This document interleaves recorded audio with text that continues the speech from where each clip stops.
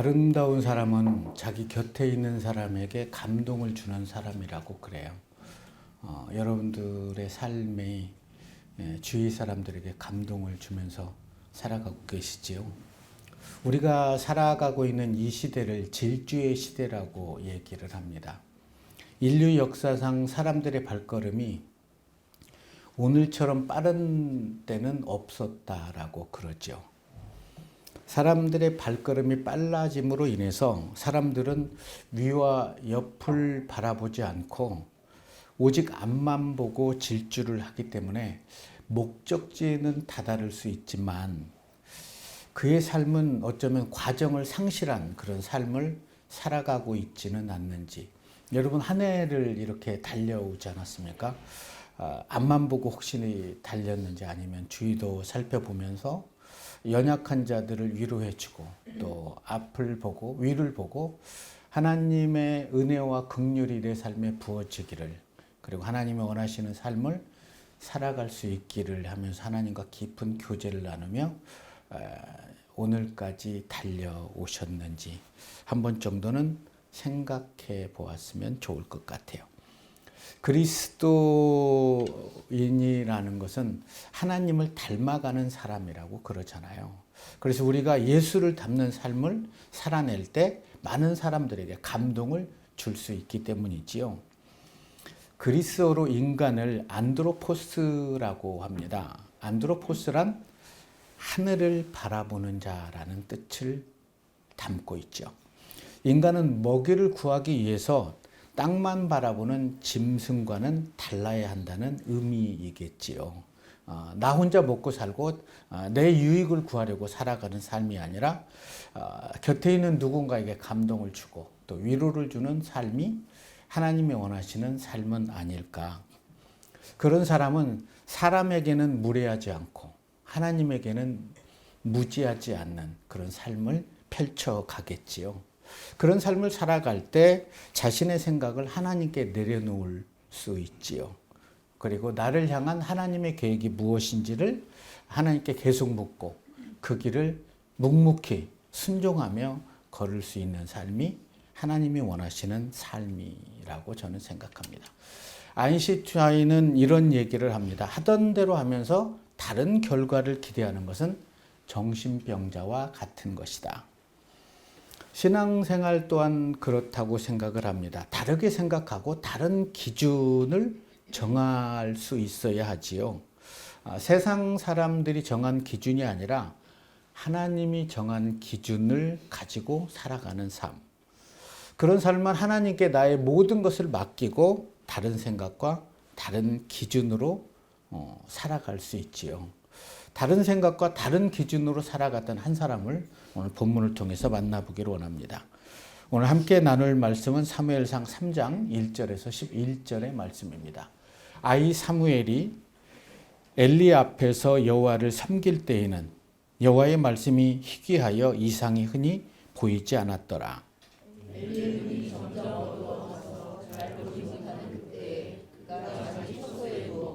하나님의 등불은 아직 꺼지지 아니하였으며 사무엘은 하나님의 궤에 있는 여호와의 전안에 누웠더니 여호와께서 사무엘을 부르시는지라 그가 대답하되 내가 여기 있나이다 하고 엘리에게로 달려가서 이르되 당신이 나를 부르셨기로 내가 여기 있나이다 하니 그가 이르되 나는 부르지 아니하였으니 다시 누우라 하는지라. 그가 가서 누웠더니 여호와께서 다시 사무엘을 부르시는지라. 사무엘이 일어나 엘리에게 가서 이르되 당신이 나를 부르셨기로 내가 여기 있나이다 하니 그가 대답하되 내가 부르지 아니하였으니 다시 누우라 하니라. 사무엘이 아직 여호와를 알지 못하고 여호와의 말씀도 아직 그에게 나타나지 아니한 때라. 여호와께서 세 번째 사무엘을 부르시니라. 그가 일어나 엘리에게로 가서 이르되 당신이 나를 부르셨기로 내가 여기 있나이다 하니 엘리가 여호와께서 이 아이를 부르신 줄을 깨닫고 엘리가 사무엘에게 이르되 가서 누웠다가 그가 너를 부르시거든 내가 말하기를 여호와여 말씀하옵소서 주의 종이 듣겠나이다 하라 하니 이에 사무엘이 가서 자기 처소에 누우니라. 여호와께서 일어나셔서 전과 같이 사무엘아 부르시니라. 사무엘이 이르되 말씀하옵소서 주의 종이 듣겠나이다 하니 여호와께서 사무엘에게 이르시되 보라 내가 이스라엘 중에 한 일을 행하리니 그것을 듣는 자마다 두 귀가 울리리라. 아멘. 사무엘이 태어나는 그런 당시는 사사시대가 끝날 무렵이었습니다. 사사시대 마지막 때는 그때 왕이 없으므로 사람들이 자기의 옳은 행실대로 행했던 자기 맘대로 살았던 시대를 사사시대라고 정리를 하게 됩니다. 무척이나 혼란스러운 그런 시대였죠. 그 시대의 당대의 대제사장은 엘리였는데 그때 나이가 98세였고 상당히 비둔했다고 성경은 기록합니다. 그런데 엘리는 눈이 어두워서 하나님의 말씀을 전하지 못했다. 그런데 엘리의 두 아들 홈니와 비느하스는 성전에서 부도덕한 악행을 저지르면서도 제사장이라는 직분을 가지고 성전에 수종드는 여인들까지 유린했던 그런 삶을 살아가고 있음에도 예배 드리는 많은 사람들이 뭐라고 얘기를 할 수 없었던 그런 혼란한 시대상을 보여주고 있지요. 1절에 보면 아이 사무엘이라고 얘기를 하지만 아마도 한 청년 정도의 나이 정도는 되었을 것 같아요. 혼란스러운 시대에 한 여인이 아이를 낳지 못해서 첩에게도 손가락질을 당하고 멸시를 받고 남편에게도 인정을 받지 못했던 한 여인. 그 여인은 자신에게 불어온 멸시와 그런 천대의 칼바람을 상대방에게 돌려주지 않고 하나님의 이름을 부르며 하나님의 은혜를 간구했던 한 여인이죠.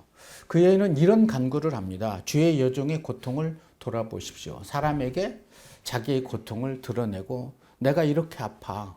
어떻게 나에게 이럴 수 있어? 이렇게 반응하지 않고 하나님께 하나님 내가 이렇게 아파요. 저의 고통을 들어주시고 기억하시고 주의 여종을 잊지 않고 주의 여종에게 아들을 주시면 그의 평생의 그를 여호와께 드리겠습니다. 라고 기도를 하게 되지요. 여호와께서는 이 여인의 눈물의 기도를 들어주시고 아들을 주셨는데 단 한 번 성전에 가서 그 기도를 드렸기 때문에 주신 건 아닌 것 같아요. 수많은 나날을 계속해서 나의 고통을 돌아봐 달라고 나를 기억해 달라고 울고 또 울고 그렇게 기도했을 때 하나님이 어느 날 이 여인의 기도를 들어주셨습니다. 그래서 이 여인은 아들을 낳고 그 이름을 내가 여호와께 구하였다 라는 뜻으로 사무엘이라고 이름을 짓게 됩니다.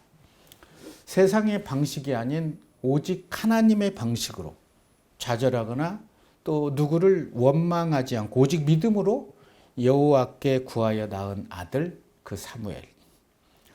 아들을 낳았으면 얼마나 소중하고 예뻤겠어요. 그런데 젖을 뗀 후에 지금 정도면 이 시대는 뭐 2살 안에 젖을 떼지만 그 당시에는 보통 한 5세 정도 젖이 나올 때까지 이렇게 떼고 난 다음에 6살에 아마 엘리 제사장 성전에 이 아이를 바친 것 같아요. 쉽지 않지요. 그럼에도 불구하고 쉽지 않는 일을 당연하게 생각하면서 하나님께 드리게 됩니다. 근데 오늘 본문 1절에 보니까 사무엘이 엘리 앞에서 여호와를 섬길 때에는 여호와의 말씀이 희귀하여 이상이 흔히 보이지 않았더라. 아픈 구절이지요. 여호와의 말씀이 희귀하다는 거죠. 어디서도 들을 수 없는 그런 시대가 사무엘이 태어났던 시대죠. 사무엘의 어머니 한나는 자신에게 주신 이 아들이 얼마나 귀하겠어요. 눈에 넣어도 아프지 않을 것 같은 이 아이를 엘리 제사장이 있는 그 성전에 데리고 와서 그 아이를 드리면서 얘기를 하죠. 저를 기억하십니까? 통곡하고 울었던 그는 기억하겠죠. 기억합니다. 제가 이 아이를 주시면 하나님께 드리겠다고 서원을 했습니다. 그런데 하나님께서 그 기도를 들어주시고 아이를 저에게 주셨습니다. 라고 하면서 이 아이를 드린 후에 집으로 내려올 때 얼마나 마음이 짠했겠습니까? 당대의 제사장 엘리 제사장은 그 당시에 사무엘에게 보여줬던 것은 좋은 것을 보여주지는 않았던 것 같아요.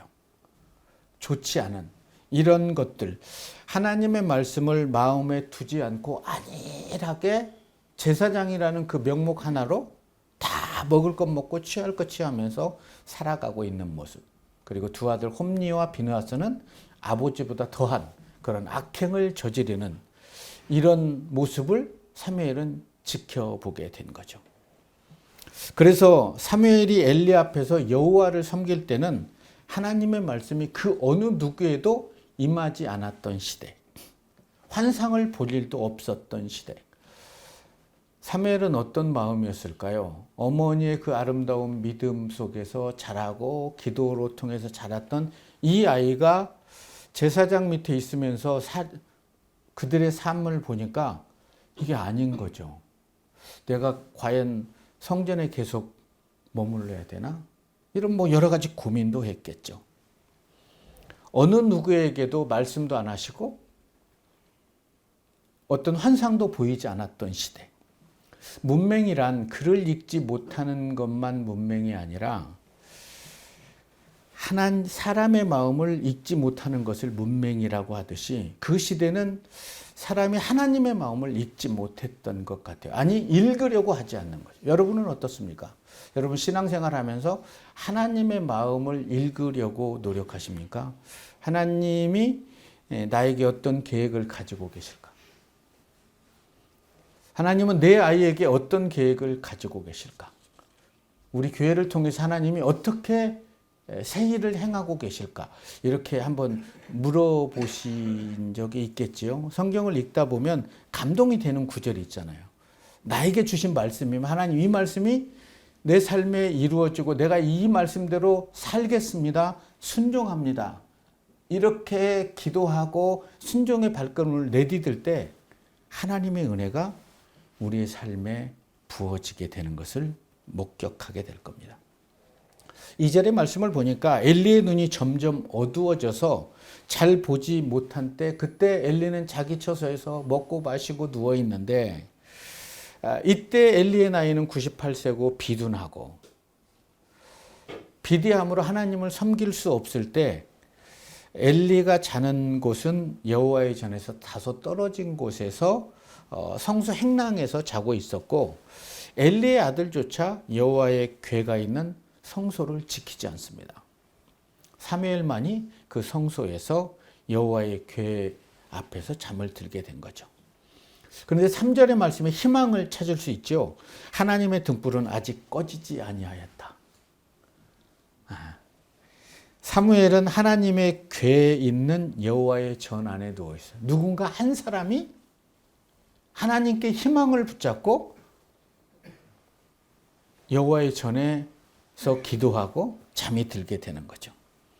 하나님께로부터 어떤 말씀도 듣지 못하는 그런 시대에 성전에서 하루 일을 마치고 하나님께 나라를 위해서 기도하고 잠이 든 그때 하나님께서 사무엘 이름을 부르죠. 사무엘아, 사무엘아. 사무엘은 처음 하나님의 말씀을 접했기 때문에 그게 하나님의 말씀인지를 알지 못해요. 그래서 엘리 제사장이 달려가서 제사장님 저를 부르셨습니까? 난 부르지 않았다. 다시 누웠는데 또 부르는 거예요. 또 달려가서 묻습니다. 저를 부르셨습니까? 아니다. 엘리는 연륜일까요? 경험일까요? 세 번째 다시 하나님께서 사무엘을 부르셔서 사무엘이 엘리에게 달려가니까 이게 무슨 일이 일어난지를 알아요. 하나님께서 이 아이를 찾으시는구나. 찾으려면 내 아이 홈리와 비느하스를 찾으면 참 좋을 텐데 이 아이를 찾는구나. 다행이다 라고 했을까요? 속상했을까요? 그래서 얘기를 하죠. 하나님이 너를 부르시니까 다시 부르면 여호와여 말씀하십시오. 주의 종이 듣겠습니다. 라고 이렇게 대답하거라. 다시 사무엘은 자기 있는 곳으로 가서 누워서 잠이 들게 됩니다. 그때 여호와께서 임하여 서서 전과 같이 사무엘아 사무엘아 말씀하죠. 사무엘이 이르되 말씀하십시오. 주의 종이 듣겠습니다. 지금 사무엘은 욥처럼 귀로만 듣던 하나님의 음성을 눈으로 직접 봐버리는 거예요. 하나님이 서 계시는 거예요. 어떤 이상도 보여주지 않고 하나님의 말씀이 들리지 않은 그 시대에 사무엘에게 하나님이 나타난 거죠. 말씀하옵소서라고 하니까 하나님께서 얘기를 하죠. 내가 이스라엘 중에 큰 일을 행할 텐데 그것을 듣는 자마다 두 귀가 울릴 거야.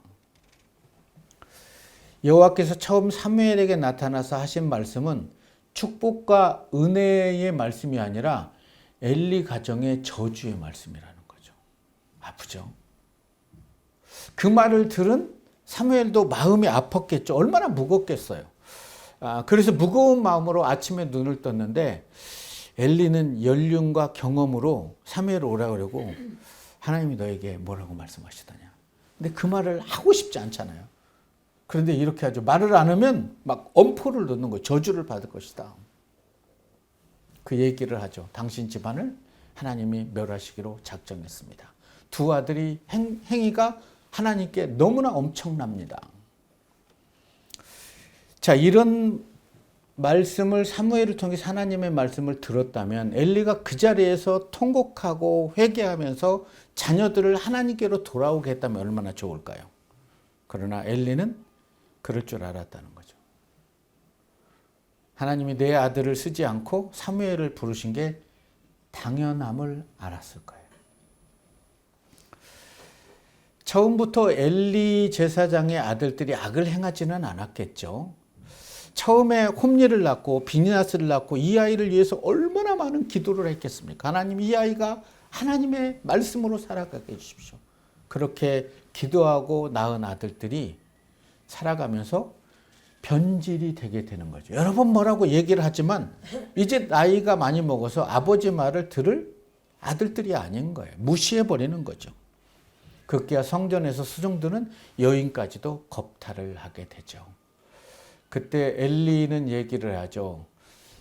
그러지 마라 라고 아무리 얘기해도 아들은 아버지의 말씀을 들을 귀가 없었던 거죠. 섹스피어의 리어왕 속에서 리어왕은 두 딸, 고너릴과 리건이라는 두 딸의 간교함에 속아서 자신의 재산을 전부 이렇게 분배해 줍니다.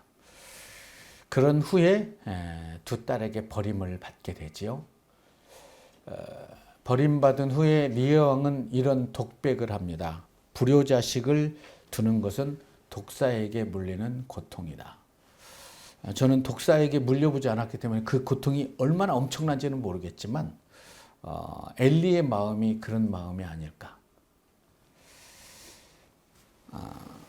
사무엘을 통해 자신과 그 아들들의 죄를 들었을 때 통곡할 수 있는 그런 은혜도 하나님이 거두어 가신 것 같아요.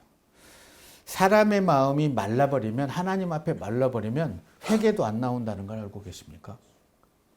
네. 하나님의 말씀을 들을 귀가 없고 볼 눈이 없는 거죠.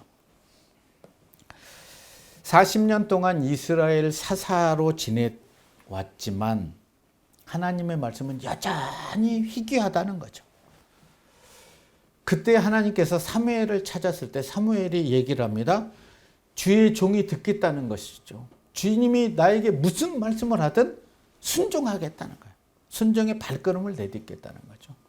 우리가 신앙생활을 하면서 하나님의 말씀을 많이 듣고 말씀을 읽고 다 좋아요. 그러나 그 말씀에 순종하는 자를 하나님은 사용하신다는 거죠. 그래서 그 말씀에 순종합니다. 성경은 엘리의 아들들 홈리와 비느하스를 한 줄로 평가합니다. 엘리의 아들들은 행실이 나빠 여호와를 알지 못하였더라. 여호와를 알지 못함으로 행실이 나쁜 삶을 살아갈 수밖에 없다는 거예요. 하나님과 멀어지면 죄 가운데서 살아갈 수밖에 없다는 거죠. 블레셋과의 전쟁을 통해서 패배를 하자 한 3,000명이 죽으니까 백성 중에 한 사람 누군가가 여호와의 궤를 앞세우자. 그런데 제사장들도 동의를 합니다. 그리고 여호와의 궤를 앞세우고 전쟁터에 나갔는데 홈리와 비느하스 두 제사장도 죽고 3만 명이 죽고 전쟁에 패하게 됩니다. 아프죠. 성경은 엘리 가정에 심판한 이유를 이렇게 기록합니다. 3장 13절의 말씀입니다. 내가 그의 집을 영원토록 심판하겠다고 그에게 말한 것은 그가 아는 죄악 때문이니 이는 그가 자기 아들들이 저주를 자청하되 금하지 아니하였습니다. 저는 이 말씀을 계속 묵상하면서 내 아이들이 하나님의 말씀을 외면하면 그 저주를 자청하는 것을 금하지 않는 부모일 수도 있겠구나. 오늘 강단에서 선포되는 하나님의 말씀이 내 삶의 울림으로 다가왔으면 좋을 것 같아요. 울림으로 다가와서 세상으로 다름질하는 그 다름질을 멈추고 돌아서서 하나님을 바라볼 수 있는 삶. 그런 삶을 살아간다면 새해에 하나님의 은혜가 여러분의 삶에, 여러분의 자녀의 삶에 아름답게 흐를 거라고 저는 생각합니다. 오늘 이 시대가 마치 3000여 년 전에 엘리 시대와 저는 그렇게 다르지 않다고 생각해요. 하나님의 말씀이 희귀했다는 말은 복음을 전할 자가 없었다는 거예요. 그래서 생명의 말씀을 듣고 싶어도 들을 수 없는 시대가 엘리 시대였다면 이 시대는 생명의 말씀을 전해도 그 말씀을 받아들이고 순종함으로 나아가는 사람이 많지 않다는 거예요. 이게 이 시대의 아픔이기도 하고 민낯이기도 하지요. 왜 하나님의 사람들이 하나님의 통치를 거부하는 걸까요? 하나님의 말씀에 순종하면서 살아가게 되면 세상에 뒤처질 거라는 생각 때문일까요? 언제라도 한번 하나님 2024년 1년은 정말 하나님의 뜻대로 살겠습니다라고 한번 고백하고 1년 한번 살아보는 거예요. 1년을 딱 결산했는데 하나님 은혜와 축복이 없다면 나 하나님 안 믿겠다고 하고 그렇게 한 번 정도는 살아볼 필요가 있지 않겠습니까? 1년을 그렇게 하나님의 말씀대로 순종하며 살아가면 하나님은 우리가 생각한 그 생각 이상의 은혜와 축복을 여러분들에게 부어줄 거예요. 하나님 앞에서 눈이 멀어버린 사사시대. 말씀에 눈이 먼 사람들의 행위는 바로 오늘 본문에 나오는 엘리 자식들의 홈리와 비느하스의 삶을 살아갈 수밖에 없는 거죠. 내가 눈이 멀었다고 그러면 10m를 가기가 쉽지 않습니다. 하나님의 말씀에 눈이 멀었다면 그것을 인지하며 살아간다면 하나님의 말씀에 참 관심이 없는 시대가 오늘 이 시대는 아닌가. 순종의 찬양을 제가 수십 번 들었는데요. 들을 때마다 감동이 되는 거예요. 가끔 한 번은 나도 저렇게 그쪽에 가서 좀 저렇게 살다가 죽었으면 좋겠다. 이런 생각도 들기도 하고 너무나 감동이 되는 거죠. 빈손으로 저희는 왔잖아요. 작은 사랑 가슴에 안고 순종하며 왔다는 거예요. 내 생각이 아니라 가슴이 하나님이 주신 그 말씀이 가슴이 움직이는 대로 그곳에 갔대요. 나를 버리고 내려놓을 때 내 안에 넘치는 사랑을 보았다는 거죠. 내가 움켜쥔 모든 것들을 다 내려놓을 때 하나님이 나의 빈손에 하나님의 은혜를 채워주시는 것을 경험했다는 거예요. 그래서 내 삶에 하나님의 사랑과 은혜가 넘치는 것을 보았다는 거죠. 그러면서 또 고백하죠. 작은 순종에 하늘문을 여시는 그 사랑에 눈물을 흘립니다. 그런 눈물을 흘린 적들이 있으시잖아요. 우리는 예수 믿고 정말 작은 사랑, 작은 거 행했는데 하나님이 뭐 그 이상의 은혜를 베풀어 줬을 때 그 사랑에 눈물 흘린 적이 너무 많지 않습니까? 근데 그 흘린 적이 몇 년이 지났다면 그것을 우리는 되찾을 수 있었으면 좋을 것 같아요. 사무엘이 들은 하나님의 말씀은 엘리 제사장 집안의 심판의 말씀이었습니다. 얼마나 무서웠을까요? 자기를 아들처럼 키워왔던, 어떻게 보면 손주처럼 키워왔던 제사장 가문을 심판하시겠다는 하나님의 말씀. 그 말씀을 듣고 하나님께 얼마나 기도했겠어요. 하나님 이러시면 안 됩니다. 차라리 그들을 긍휼히 여기셔서 그들이 하나님께로 돌아올 수 있게 해달라고 기도했겠죠. 자기 힘으로는 감당이 안 돼서 어머니에게 찾아가서 어머니 이런 기도를 해 주십시오 라고 하지 않았겠습니까? 아무리 기도해도 듣지 않았던 참 아픈 시대죠. 기도해도 소용없다 하고 엘리 제사장의 두 아들은 그렇게 마음대로 즐기고 그렇게 살다가 전쟁에서 죽임을 당하게 되죠. 그 소식을 듣고 여호와의 개가 빼앗기는 소식을 듣고 두 아들이 죽었다는 소식을 듣고 엘리는 비대해서 그 소식을 듣고 의자에서 넘어져 목이 부러져 엘리 시대는 마감하게 됩니다.